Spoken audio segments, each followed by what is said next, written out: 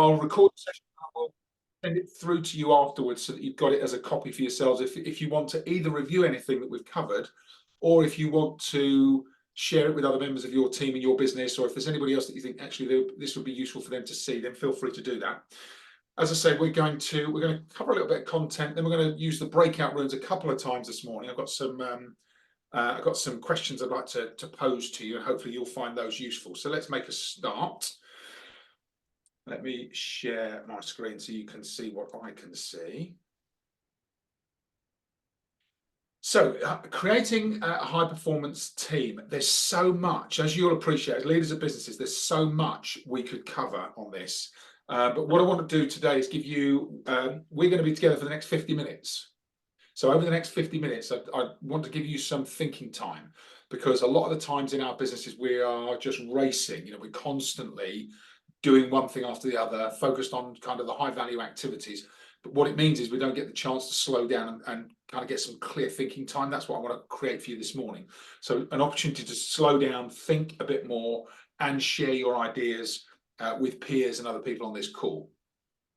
So what we're going to look at this morning, related to high performance team, we're going to talk about finding your why and thinking about that for your team as well. Then we're going to think about how that plays into team motivation.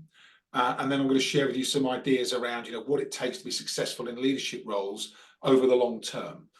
So three kind of key topics for this morning in terms of our session.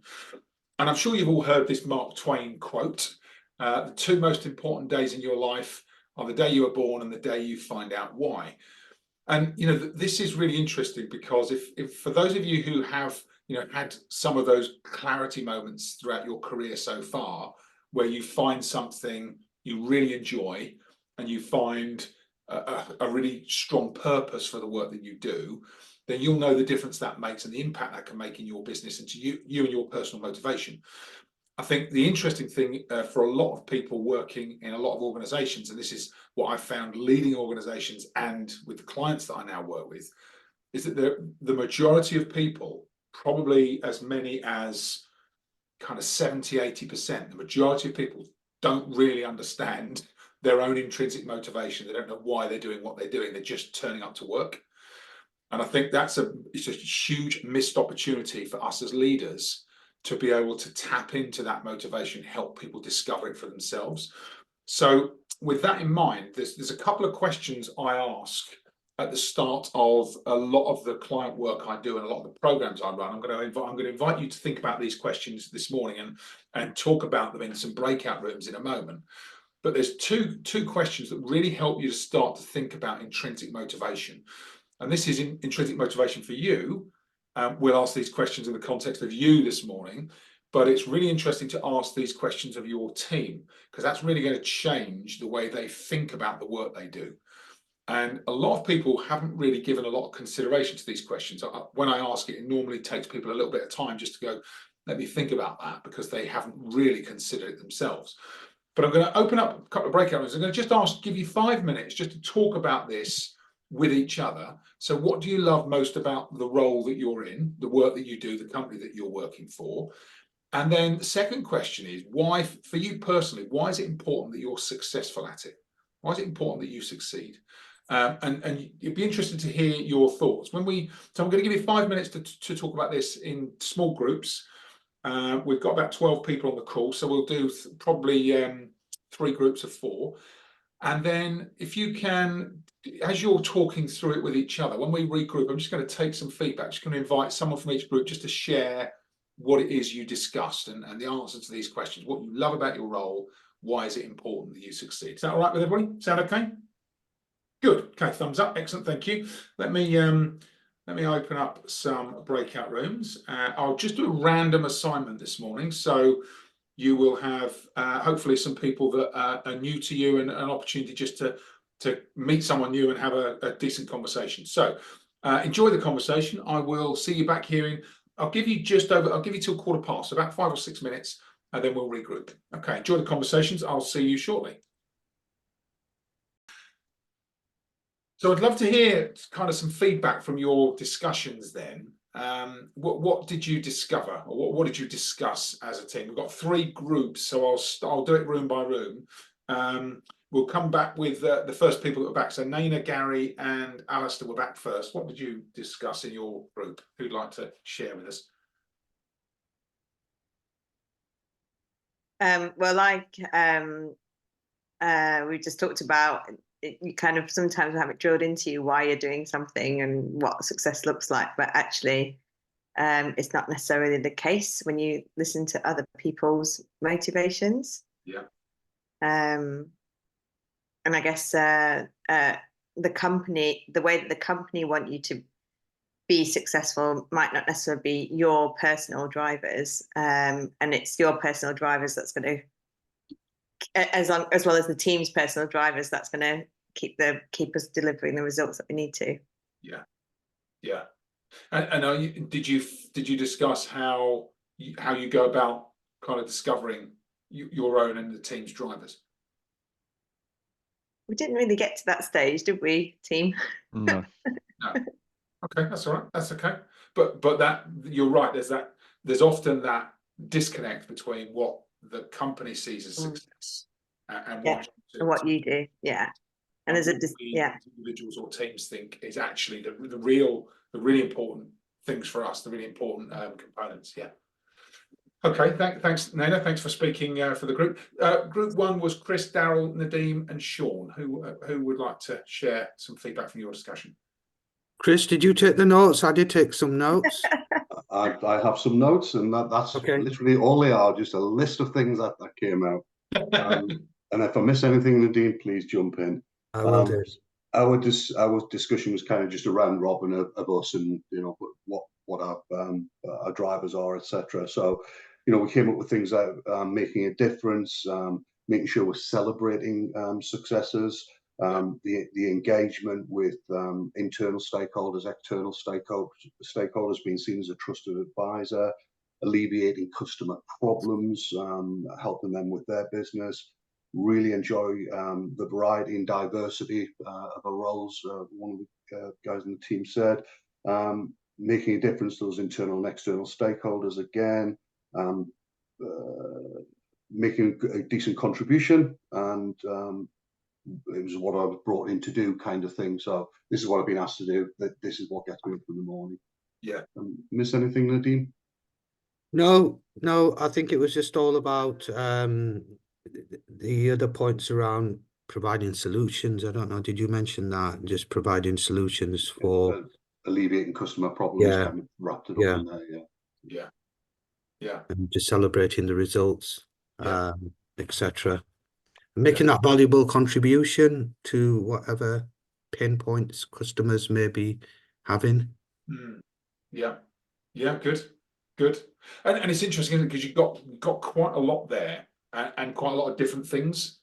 And that is exactly what I find comes up when you have these conversations, that there might be some common themes, but actually for each person it's slightly different in terms of what it is that drives them to want to succeed and to want to contribute and make an impact. And that's important, because if we make the assumption that everyone's in it for the same reason, then we miss an opportunity to really kind of start to tap into their true motivation. So it's important for us as leaders. It's important for us to understand it for our teams as well. That's really good. Thanks, Chris. Thanks, Nadeem. Sorry, just on that, I think there was a little point that we teased out slightly as well, which is it's kind of the moment. So it could be that there is a particular task, a project, or something that you're doing at the moment, but there's also a career longevity piece as well. At the beginning of your career, it's going to be very, very different towards the middle and the end of your career. So that's an important factor in there. It's not a constant. That's true. Yeah, that's very true, Chris. And that's going to impact, especially if you're leading a team, what you're invariably going to have people at different stages in their career. So when you're trying to motivate a team collectively and individually, understanding those different motivations is really important. Yeah. And of course for us as leaders, right, it changes for us as we go through our careers. Very different at the start than it is towards the middle and the end. Yeah. Thanks, Chris. Really good point. Excellent. Room 3 was Leanne, Matthew, and Nigel. Who'd like to share some feedback? I think the underlying fact for all of us was we've all got family, Matthew's got 4 children. Leanne's got 1 or 2, I can't remember. Myself, I've got 5. So it's all about doing the best you can, earning as much money as you can. Yeah, to support your family. Support everything, yeah. Yeah, yeah. Very good. Thanks, Nigel. Anything else that you discussed or? I think Nigel made the point, and I think Leanne did as well, as about sort of, you know, that element of making a difference in terms of working with people. And Nigel said sort of bringing on people, sort of, again, I think as the previous group said earlier on in their career, and sort of, you know, mentoring them and helping them make a success. And I think that was a driver for him, which was quite interesting. So yeah, we had a good discussion around that as well. Yeah.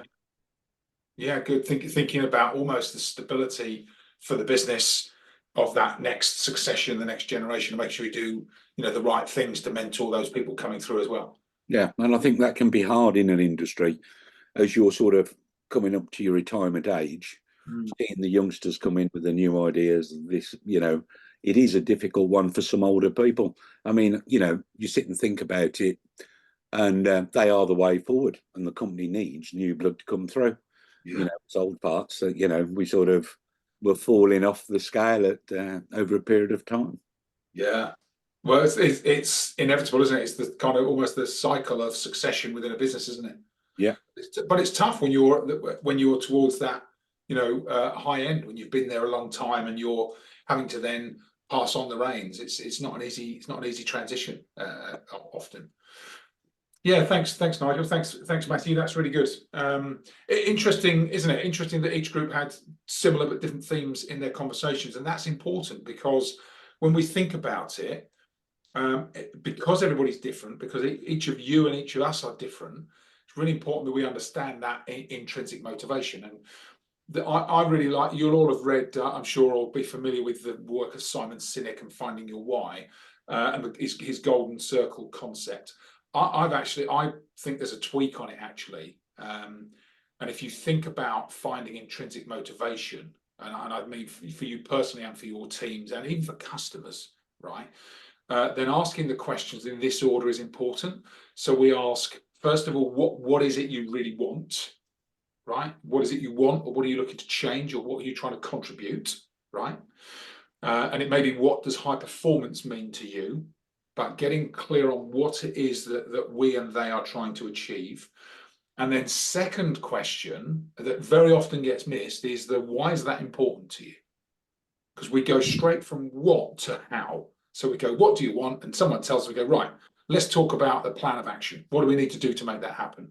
And the piece we forget very often, and this is, you know, common amongst a lot of leaders and salespeople as well, is why is that important? And that why is so crucial, because throughout our, you know, the work that we do with our teams, there are going to be bumps in the road. There are going to be all sorts of challenges come up that we have never anticipated. And to keep people kind of motivated and pushing through in those difficult situations, the why is what drives people. So, you know, Nigel said it really well. You know, your group talked about, well, it's for our family. It's to make sure that, you know, we're providing security. That's a really strong why driver. Okay. And if we don't understand that for each member of our team, if we think the why is, oh, to enjoy my work, and actually somebody's not enjoying their work, then what? Where do you go next? And so having those conversations about why it's important is really important. It is really vital for your teams, because sometimes they won't have asked themselves those questions. And by discussing it with them together, you unlock their own kind of intrinsic motivation. And I've learned this the hard way over the years in different leadership roles where I've been in leadership positions, and I've kind of not done this work to dig a bit deeper with my team. We start off on some challenging targets and some challenging growth plans, and all of a sudden you sense that people are starting to tune out. And one of the reasons I discovered, probably at times too late, was that I hadn't really done that work in understanding why for them. Why is this important? Why do they really want to be successful? That question, those two questions that you've just asked and answered with each other, if you haven't had the time to go through that with your teams, I'd highly recommend it. It's a really useful conversation. And, you know, today's all about high performance. first step in high performance is unlock that personal driver and ambition in people, because without that, doesn't matter how clear you are around expectations, it doesn't matter how compelling the vision is, without that intrinsic personal motivation, it can all be unraveled as soon as things get difficult. And of course, the final step then is to ask how. So I share that with you, and hopefully that's useful. Then I'm just going to share one other thing that we'll talk about in terms of high performance. So individual motivation is important, and so is team motivation. So taking the time to talk to your teams individually to understand their motivation and understand team motivation is a really good way to connect everyone. And I run an exercise. I remember I was at 3M for many years, and I joined a business, and I had a particularly good business leader in my second assignment at 3M, and he took us through this exercise as a business team, and it was something he'd learned, and ever since then I've done it with every business team I've led, and it's a really powerful exercise. It takes about an hour, but I've found it's really useful. So I thought I'd share it with you today, and then you can kind of decide whether or not it's something you think might be useful for your business teams. But it's called a kind of team contract exercise. That's what he called it. That's what I've called it. And what we do is, so at a meeting like with your team, you've got everyone in the room, you kind of tell them we're going to work through this kind of team motivation exercise or team contract exercise, and you issue everyone with a post-it note, a post-it note pad, a block of post-it notes, and just give them a brief to say, I'm going to ask some questions in a couple of minutes, and I'd just like you to write down all the answers you can think of to the questions that are going to come up on the next slide. And they put one answer per page or per note, and then once they've put that one answer, they take that off and then they move to the next page. Okay, so one answer per page. And we get them to continue until they've kind of run out of answers, until they've dried up. And you'd be surprised, it only takes 5 or 10 minutes for that to happen. 5 or 10 minutes and people have run out of kind of things to say. And once we've got all the answers, we then stick them all up on a flip chart or on the wall in an office if you've got like a whiteboard or a white wall. And we start to then cluster the answers into groups that are similar. Okay, so it's like they call it a KJ exercise in some of those kind of lean methodology programs. So we cluster the groups, and then once we've got those groups, we put a name on each of the different clusters, and then we're going to start to write them up in a team contract, and we'll use that as the frame of reference for how we work together. We'll share them at every meeting, and we'll make sure that we put it up somewhere where all of us can see it. And when I've run this, we either have it on the wall in a meeting room, or people have had it as a screensaver on the back of their kind of laptops, so that it kind of keeps coming up for them on a regular basis. And it really becomes the commitment that the team make to each other. And as a leader, once you've gone through this exercise, it gives you something to keep returning back to for that kind of common motivation across the team. So here's the questions. And these are just my example questions. You can obviously pick questions of your own. But we ask people to kind of sit, and I normally put a bit of background music on, and I let them write up their answers to each of these questions on the post-it notes, and they can have more than one answer for each question. And really does start to get them to think differently about their role and the collaboration with the team and with customers. And it's a really interesting exercise to go through. You'll see it really gets people thinking, because it's an opportunity, a bit like we said at the start of this session, just to slow things down and get people to get some clear thinking space rather than just feel as if they're on the treadmill every day. So I'll share these slides with you afterwards, after today's session. But what I've done in the past then is I've written it up and created a really simple team contract document like this, and just pulled out this is one that I actually ran with one of my early business teams, and this is what came out from the team. So they wanted to have fun, they wanted to be energized, they wanted to be helpful and interactive, they wanted to be motivated after any time we met together, they wanted to think about us as a team as being highly productive, to do the things we say we'll do, to work together as a kind of almost this they wanted to create a family feel, which meant to have team spirit and pride in the work that we do. They wanted to keep one-to-ones outside of our business meetings so that we don't splinter off into separate conversations. That was a theme in this business when I took it over. They wanted to share success, and they wanted to be able to give people constructive feedback, to be able to challenge each other and learn from each other without anybody taking offence. So that was a big theme for this team. They wanted to encourage each other and support each other for working in an environment where it was okay to make mistakes, and provide both emotional and business guidance for each other. And that this was took about an hour to pull this all out from the team, and we got the clusters and we got the wording that everybody agreed to. And then this became a contract, and every time we met as a team, I would just bring this up and just talk through it and just sense check, is everybody still committed to this? Is this still important for us as a commitment to each other? And everybody would nod. And it also helped me in one-to-ones. If ever I started to see, either a performance slipping, or if I saw behaviour that wasn't aligned with this, if I saw people that were acting in a way that wasn't positive and energised, or if there weren't, if someone was particularly defensive, I could say, remember one of the elements of our team contract is to be able to give each other constructive feedback. It really helped just to create some guidance around how we would work together and how we could start to get those performance edges in conversations, for me as a leader with those team members. So I thought that would be useful to share that with you this morning. I'm going to just give you another chance I'm going to recreate the room so you'll be with someone different this time. Hopefully, it is a random assignment, but just give you a chance to have another conversation then about what this might mean for you. So you talked about your motivation. Let's think now through the lens of kind of either a leader, or if you're dealing with customers, and thinking about how do you really tap into your team or your customers' intrinsic motivation. And maybe this exercise is something you think you might be able to adapt and use yourselves. So let's have we'll go to 22, so about 6 or 7 minutes, then we'll come back, take some feedback, and then we'll do a final bit and wrap up just before the end of the hour. Okay, so over to, I'm just going to start the record button again. So I'd love to hear some feedback from your kind of final breakout discussion.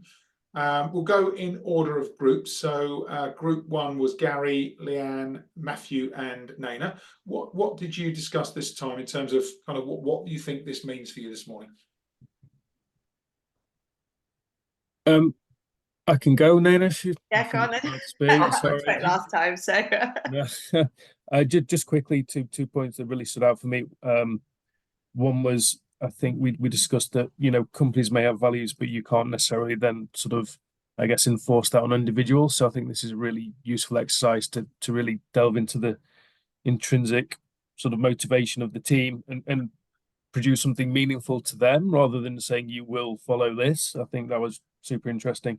And then Gary also said he follows a practice where they put the values into their sort of annual reviews rather than KPIs. So they sort of pin it back to actually, keep using this as a measure, really, rather than sort of a traditional metric. So I took away those two really useful things. So thank you for that. Yeah, pleasure. Thanks for sharing that, Matthew. That's really useful. I love Gary's point that you made about including values as part of that review process so that it stays on people's kind of agenda, and recognizing it as well, recognizing behavior in alignment with values, because that's how we create positive cultures. Yeah, really good, really good. Thanks, Matthew. That's great feedback. Anything else from room 1 before we go to group 2? Anything else that anybody thought was important?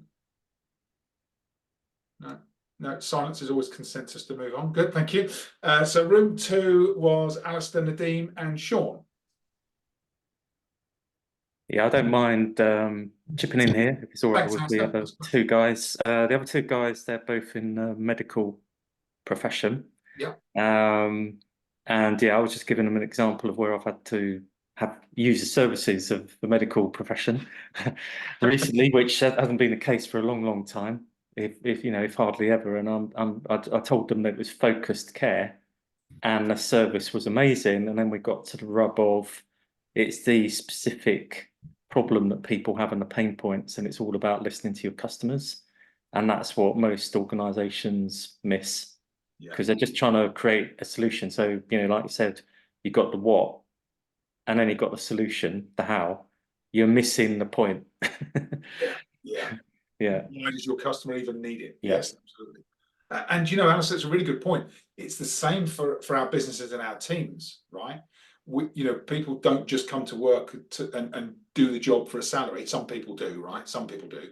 But actually, if we want that next level of an effort, commitment, you know, going above and beyond, if we want to try and tap into that, we have to connect someone's individual motivation with the role, the business, the customer success, all that stuff. It's so important. Yeah. And I think that's even more important after COVID, you know, where you've been forced into a situation, good or bad, that you work remote, but you still need that kind of team spirit to keep you going, especially when COVID's raging, you know, and there's all this stuff going on around you.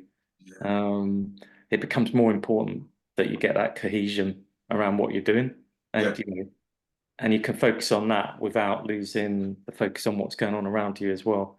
But the two, you know, you can separate them a bit more easily. Whereas if it's just a drudgery or you haven't got a clue why you're doing what you're doing, it's a huge problem. Anytime, but you know, particularly in that situation, it's it's even bigger. Yeah, when you've got the disconnection and that remote working, it creates a bigger gap. Exactly. Yeah. Good. Thanks, Alistair. Anything else from your group? No. Good. Okay. Great. Thanks, Sean. So room 3 was Chris, Daryl, and Nigel. We all thought it was actually quite a powerful tool. I think we all, certainly with our respective careers, we really appreciated the value of the team, getting that team dynamic.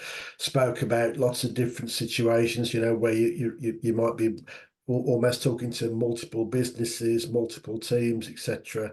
You know, one of the things that we picked up and spent some time is then actually outside of that sort of meeting environment is really getting to know the team so that you really understand what makes people tick, and you can understand, if you like, what their why is in many ways.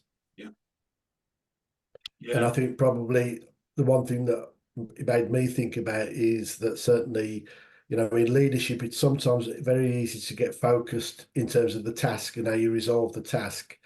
But I think if you spend that extra time really getting to know your team, it'll make all the difference. And it means that you've got a more versatile team, which is certainly, it'll increase the capabilities and the success factor, really. Yeah, thank you, Darryl. Yeah, thank you. We are very quick, aren't we, to get to tasks and hows. You know, this is what we need to do. Let's jump to the how. And sometimes that's necessary if we, you know, if we need a bit of pace on a project or a series of activities. But actually, longer term, for sustainable motivation, we really do need to tap into that intrinsic motivation for everyone in the team and ourselves. Yeah, very good. Thank you. Any final comments from anybody? Anything else that kind of came up that you thought was important? Yeah, I think keeping it alive, making it live and breathe, especially when times get tough. And it could be a team member, it could be market conditions, could be the entire team, but it could be one person having a tough time. How do you still hold them accountable to what the team's agreed when, the times are a bit tough for them? That can be difficult. Yeah, that's a really good point, Chris. Regular meetings as well, rather than, 12 monthly. Yeah, you're right, because we launch these things and it's very easy to kind of do it, think, that's another job done, move on to something else. How do we keep it alive so that it's not just, I've got to the end of year review, let's talk about that team contract again. Yes, it's an easy thing to do. So bringing it back to that rhythm around reviewing it, I think you're absolutely right, Chris and Nigel, and finding ways to bring that back up and keep resurfacing it so that people remember it and it becomes integral to the way they work. Yeah, very good. Thank you. Excellent. Okay, I really enjoyed this session this morning. Thank you, everybody, for your input and engagement. I've got a couple of things I will share with you, if you don't mind, before we close. The first is, if you're in a business leadership position, I don't know if you haven't read the book I wrote, Coaching Leaders. This is a shameless book plug, by the way. But if you haven't read it, genuinely, it's really worth reading. I get a message most weeks from somebody who's read it, who will just, I had one this week from a guy who runs a business in Ireland. I don't know why Ireland. He just decided to buy the book, and wrote to me saying that it was the first time he'd actually found a book where he could follow a roadmap or a structured process for leadership, which is exactly what it was designed to do. And the book really goes through this model, and I will quickly talk you through the model. So it talks about, you know, having a plan, and in the planning framework, it's a really simple 4-blocker. Talks about strategy and tactics. Do we know the overarching strategy? Are we clear on the tactics that will deliver the strategy? Then it thinks about the perspective from us and our business, and then from our team and the market. So really starting to think about those two elements of you know, important strategy for the business and tactics. Then the model kind of thinks about the heart of it is the trust and relationships. I think you know, we've said that actually today. How do we build trust and strong relationships with our teams, so that those relationships are really important for the connection, but also for those periods of time when we have to perhaps challenge our teams and have the more difficult conversations. If the trust and the relationship isn't there, those conversations are more difficult. So actually having that relationship, you know, that solid foundation of the relationship, enables us to do those more difficult things as leaders. And then the model is called the coach model. So this is the practically, you know, how do you start to lead your business? The C is contracting. So to have a strategic conversation with every member of your team to talk about how you'll work together, why it's important that you know, they meet the certain standards that you agree, that you meet the standards that you agree, and that, you know, you'll hold them accountable to perform at the highest level possible and unlock their own potential. Once the contract's in place, then it's about setting clear objectives. So actually, how clear are we with our teams on what high performance looks like? Having a high performance conversation. Let's talk about what activities equal high performance, and then documenting them as objectives and goals. And then, of course, creating some space for the team to do their work. You know, they take the action, and for us as leaders to observe them. So not jumping in, not giving advice, just observation. Right? It might be accompanying them to a customer meeting. It might be letting them run one of our internal meetings, but creating some space where we can just watch them do what they do. Because from that position of observation, you know, we all have blind spots. You'll see your team's blind spots and development areas, and it's a perfect opportunity to coach. And coaching helps them to hold a mirror up to themselves and start to think about the changes they need to make. And then through the coaching conversation, we're able to help them understand what do they want to change and how do they go about changing it. And then finally, development planning. And you know, the H in our model is heroes in the making, starting to get people to think about the future. You know, to Nigel's point, we're bringing in people into our organizations often that could be potential successors for us. So what's the development plan that they follow that enables them to make that transition through that succession path as successfully as possible for them and for the business? Really important. And that is a roadmap for how we can then start to plan and act on leadership development, and it then becomes a cycle. So we just follow the cycle on a kind of annual, quarterly, and monthly basis. So if you are interested, do feel free. It's on Amazon. If anybody would like a digital copy, I'm happy to send you a PDF free of charge, so you can read through the PDF. You can look at it on your phone. So just if you, after today's session, just drop me a note and I'll send you a PDF of the book by return. The other thing I just wanted to touch on is something I learned throughout my leadership career is what it takes to, you know, successfully continually develop as a leader. And this is something I've found probably since the second or third leadership assignment I had, and that is to find a community where, you know, we've got these things in place. So one is confidentiality, the ability to have confidential conversations about what's happening in our business, about the challenges we face as leaders, because leadership challenges are like no other challenges in a business. So to be able to have a confidential place to have conversations about that is really valuable. The second is to find a community, a bit like our community today. So people who are going through the same things, people who share your experiences, sometimes share your pain, right? That can be useful. People you can collaborate with, so to share and learn ideas and collaborate with the right people. And then the final two C's are about being challenged. So to have people to challenge our perspectives, challenge our worldview, sometimes challenge perhaps the way that we're thinking about a situation, so that we start to make changes. And then, of course, when we think about making changes, the commitment to go through and take action and be accountable to do the things we do. So those 5 things, it's kind of taken me, perhaps I'm a bit slow off the mark, but it's taken me a few years to figure out I need all 5 of those things in my, in my circle. That's kind of why we do these workshops. Is why I run some of the client sessions that I do. So I share that with you because it's been useful for me. Final thing then, if anybody is interested in today, I'll be interested in a show of hands. Who's got some kind of clear they can take away today? Who's managed to get something they can actually take away and use today? Brilliant. Thank you, Nana. Thank you, Daryl. Excellent. Gary, thank you. Nigel, brilliant. Alistair, oh, everyone, thank you. That's great. Chris, thank you. Well, I'm glad you have. That's exactly the idea of these sessions. If you would like to explore anything in your business further in a kind of one-to-one discussion, I'm just going to drop a link into your chat. This is a link to my diary. If you wanted to set up a 45-minute complimentary on me coaching session, where it's just a coaching conversation. So you'll come with an agenda item or something that you want to talk about, and I will literally coach you on it. So I won't really give you any ideas or feedback. It will just be about, okay, what do you think you need to do to change? And those of you, I don't know if anybody's worked with coaches before, executive coaches, it can be a really powerful conversation. And just 45 minutes can usually give you some insights into some new ideas or new perspectives. So that is on me. As I say, if you would like a copy of the book digitally, please do contact me after today's session. I'll happily share it with you.